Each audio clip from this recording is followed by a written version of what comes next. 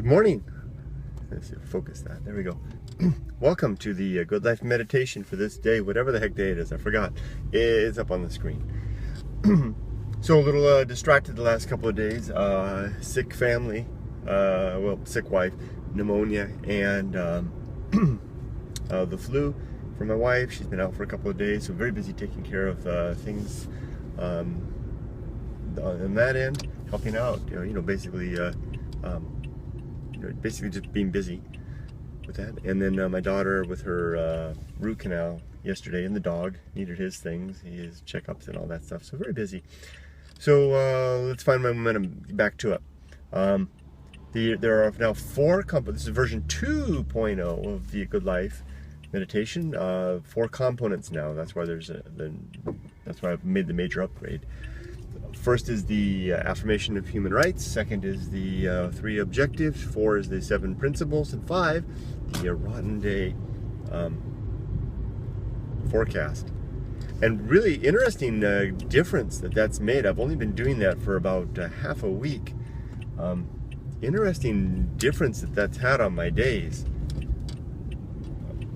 It's much more. When I first started this process, I called this a walk of equanimity, and if anything is it's like a booster shot to that. It's like a shot of espresso in my latte, in terms of a shot of equanimity after beginning the rotten day forecast. And the Stoics were onto something with that.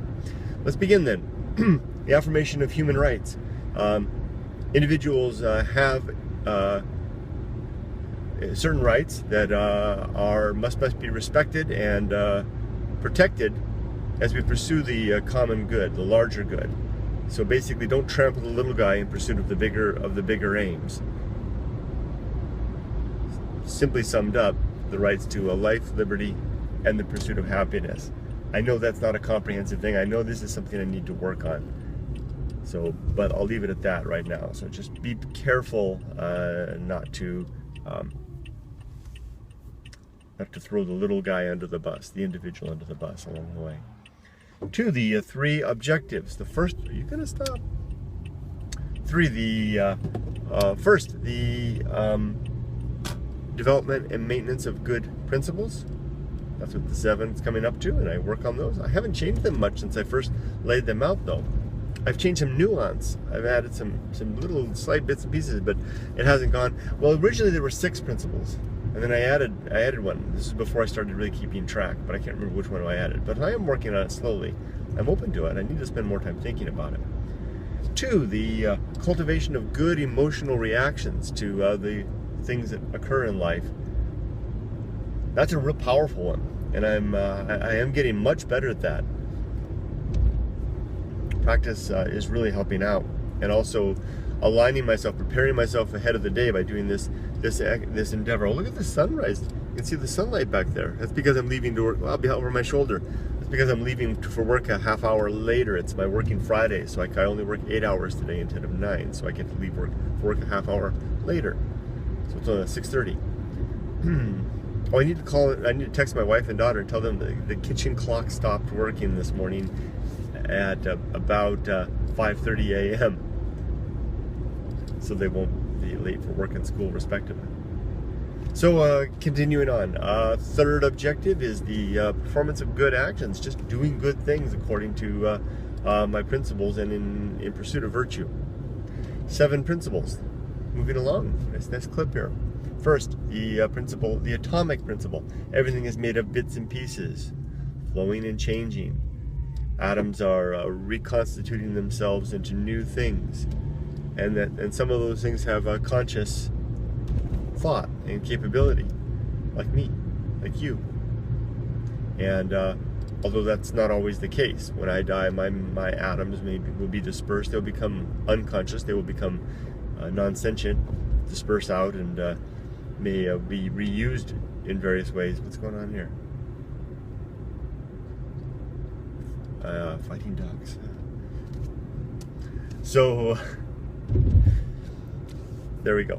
2, the principle of nature. Everything and everyone has a particular nature, and it's worthwhile to uncover what that is, to determine what that nature is, so we can, one, respect the nature of other things, and two, live in accordance with our own nature. My nature is to walk alone in wild places, to think, and in sometimes cases to share. 3, the social principle. Human beings are social animals. We need one another to live well, and our best ends are social ends. Oh, I forgot about the thing when I come this late in the afternoon. If I go to Starbucks, it's a crowd. Oh well. So here, let's pull into the Starbucks together here. Oh my gosh, look at that line. Oh well. I left in plenty of time. The anxiety as I approach, because here I'm at this stop left turn into the Starbucks thing, and people are making right turns into it. And you're like, they're getting ahead of me, they're getting ahead of me, they're getting ahead of me.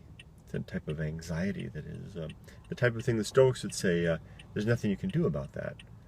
That's the type of thing that's worthless to worry or dwell upon. Worry instead about the things that you can do something about, such as my reaction to this circumstance, that everyone's getting into Starbucks ahead of me. I can control how I respond to that. Keep my measured breath, my thoughts, and stay relaxed in spite of that fact. And keep in mind that soon I'll be dust, just like the rest of these people in line. Whether I was next in line or 2 cars down really makes little difference. Boy, oh boy, I'll tell you, these meditations are very helpful to me. I'm way back in line. Let's roll the window down a little bit. Okay, it's that kind of perfect temperature right now.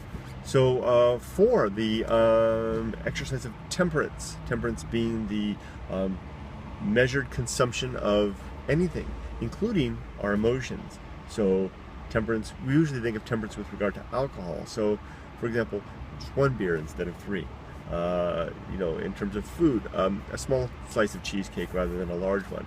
In terms of work, my standard 9 hours, or maybe an hour of overtime if absolutely necessary, but not 12 hours for sleeping under the desk like I used to do. When it comes to sex, sticking with your spouse or your partner, and being reasonable with regard to that on both ends, in the giving and the requesting, and also the staying within the lane lines, where you're what you've agreed to in life. If you've got the ring, then you know where your lane lines are, right? Temperance, temperance in terms of play. How much is too much? Can you overdo it? A lot of this stuff is just trying to fill in your life with distractions, so you don't have to witness the great indifference and face the fact of your own mortality and pending death, and the seeming reality that the universe has no real reason, no purpose for us. Seems to. Now, and also temperance also relates to the consumption of emotions. So when we feel emotions rising within us, we can run with them. It's like seeing that slice of cheesecake in front of you. You can grab a knife and a fork and start digging in. When you feel an emotion rise, anger rise within you, frustration, like I went and feel at the signal there. Do I run with it? Do I get more anxious? Do I, turn the signal on? And get ready to try to figure out ways to make the signal turn faster, drawing energy from that I could use in better ways, and not causing more frustration and just more heat than light in life. 5, the Great Indifference, the thing that we discover when we lift the hood on life, when we quiet the mind, when we go to wild places and distance ourselves from all these distractions, all these things that we create. It's a sobering perspective, and it's the underlying foundation view that allows us to be more honest with ourselves about reality, our own meaning or lack thereof, and if we accept that we have no meaning, if we see that, then that gives us motive and impetus to create meaning in our own life. 6, reason. Reason is the governing faculty, a tool by which we observe facts, come up with conclusions, and build models, look with models which have predictive power, which allow us to see how the universe works, and then to move forward measuring the outcome and adjusting our models and our observations and our predictions accordingly. And we get better at basically understanding and hear what's happening out here. Reason is the arbiter of truth. Am I going to sneeze? 7.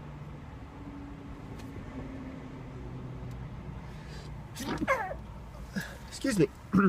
I'm supposed to do this, not that. So that's okay. I got hand wiping stuff. There we go. Keep it down there. So 7, the virtue, the purpose of life. If the Great Indifference reveals no objective prescribed meaning to life, then it's up to us to develop our own meaning.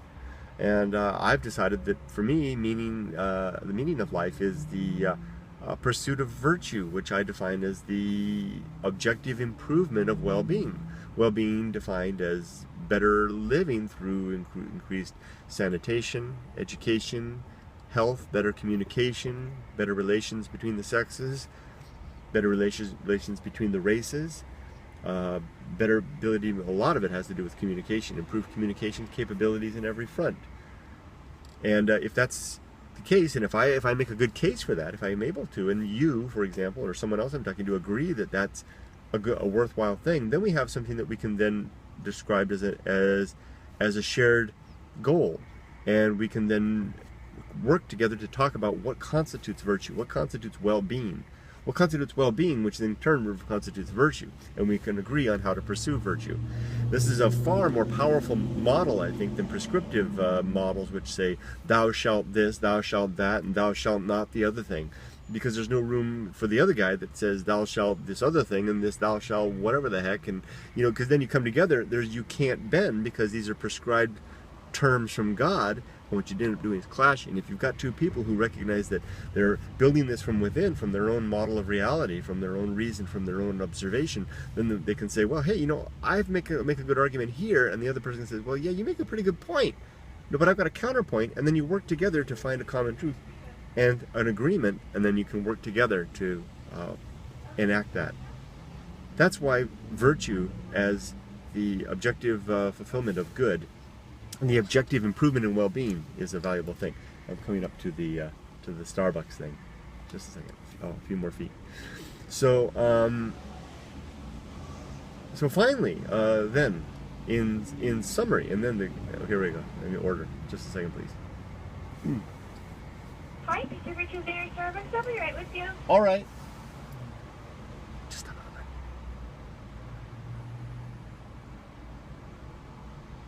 It's a busy morning.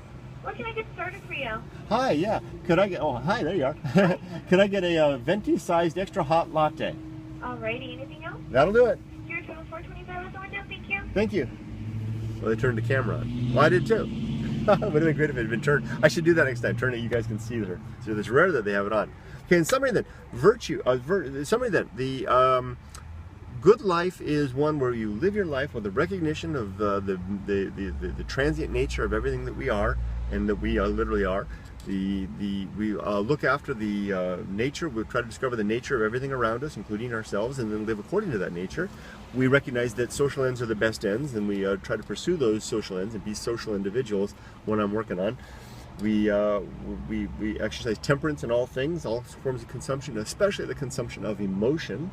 And we try to seek out the Great Indifference and remind ourselves of it whenever possible. Go out to wild places, really wild places, preferably with no life whatsoever. A really secluded, remote desert, desolate desert is a great spot. A moonscape is the best of all, or even the open sea. Nothing quite as powerful as the desert, though. And then exercise, and then use reason as the arbiter of truth, and then that way we live a better, more virtuous life. Okay, so let's get on with the rotten day forecast. Today's going to be a really, really bad day. My daughter will die. My wife will die. I will die. Hey, this is much easier than the third. This is the third time I've tried this. First time it was really hard to say that my daughter's going to die. Oh, and I forgot to mention, I'm going to die really painfully. I might die suddenly, but probably painfully, maybe very pain. And I don't want to dwell on this because for people that actually have people going on this, so I'll just leave it at that. So in addition to all of us dying today, it's going to be a really bad day. I'm probably going to break down on the way to work. This line here, this long line at Starbucks, is probably going to make me late. My boss is going to be mad. I'm going to get pulled over and caught for driving without my shoes on because I like to drive barefoot. That's going to happen for sure. It's my Fridays, which is usually fewer meetings, but that means I can catch up on stuff. I usually like to look forward to that. Ain't gonna happen.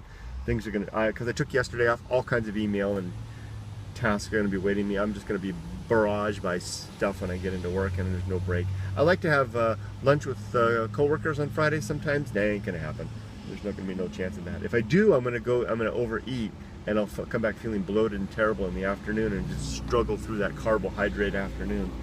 Oh, there's all kinds of things. Oh, money is going to be a huge problem. I just got a bill for $2,400 for my daughter's dental work, which is, it's not bad because the insurance, I mean, without the insurance, it would have been $7,500, so it's not so bad.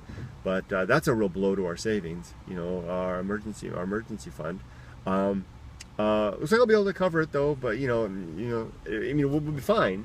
But I mean, it's a blow, because we're working to get ahead at all times. What else? Oh, more things are going to happen. Probably a car is going to break down. Or my motorcycle is going to break down. Or I'll have an accident riding my motorcycle. That'll suck. What else is going to happen? That's bad. Oh, I'm losing my mind. Yeah. I know, literally. I mean, my ability to remember things is going downhill. My cognitive capabilities are diminishing. I can't. Really, it's more about related to memory. It's a funny thing. I definitely, my faculties are less, but my peace of mind is much higher than ever at any point in my life. So that's really made a big difference. Being more just balanced, and things really, it's kind of, life is an even keel now. It's really rare. The ups and downs, the dramatic ups and downs and swings have largely vanished. But that's going to change, because I'm going to have some bad things happen today that are going to really toss me for a loop. Yeah. Did I mention my car's going to break down? Yeah, I did. And money problems. I think I've covered. Oh, I'm going to have an argument with my wife, which is pretty rare, because she and I are usually pretty good about talking things out. But yeah, I'll make her cry. That sucks. Okay. Well, hey, I think that's just about it. And look at this, 17 minutes. I shaved 10 minutes off of this. What did I do different this time? Maybe it's just because I'm doing this so routinely now. Yesterday I did it in my mind. Well, I was just because I didn't have a chance, and it came off really smooth, which is rare, because usually in my mind I skip stuff. Here, let me get my coffee so I can see.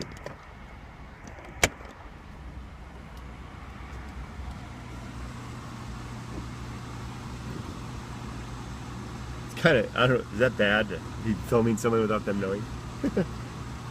It's bad. I don't know, I'll do it kind of like that. You guys can just hear. I shouldn't do that.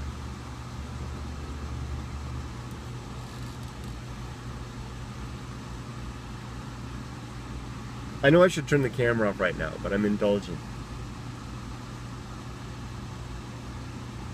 Is there anything else I can add to that? I really like that rotten day forecast.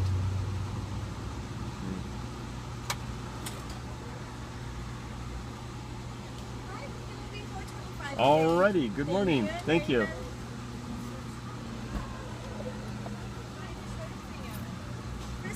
No, I'm okay.